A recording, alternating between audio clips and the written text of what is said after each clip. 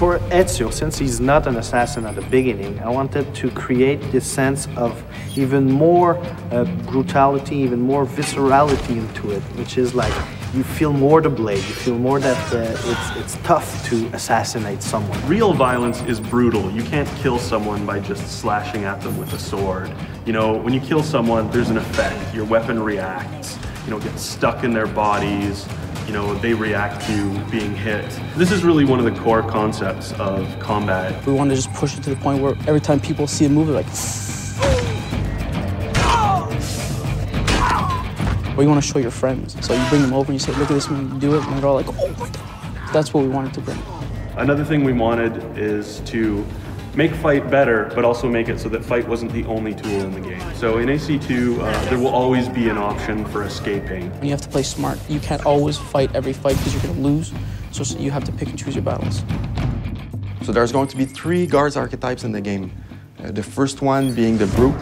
The Brute is going to be a huge challenge in terms of fighting. It's going to be strong. They are not very smart. They're your typical kind of big oafs. And they're very susceptible to sort of social gameplay. So you can blend, they'll never figure out that you're in a blend spot.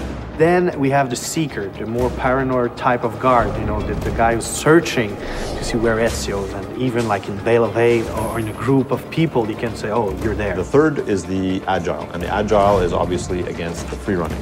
Not only is he good at catching you when you're free running, he can also do free running. The other thing that's really cool about the archetypes is that each one uses a special weapon. You can actually steal people's weapons now.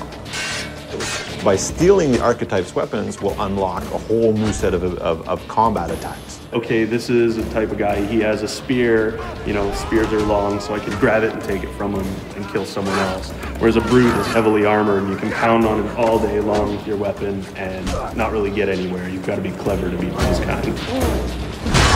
We made a technology that basically allows an AI to say, oh, okay, instead of just fleeing down a street, if I'm capable, why not flee up a building or flee up a ladder or flee across free-running elements or boats or whatever?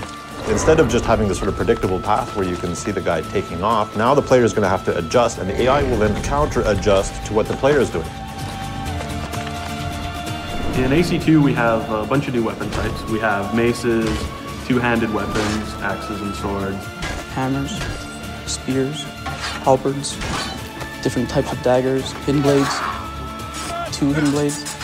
These allow for a lot of interesting variety to the combat. In AC1, the only thing you could do in fight with the hidden blades was counter kills. There was nothing else. But this time around, it counts as a full weapon.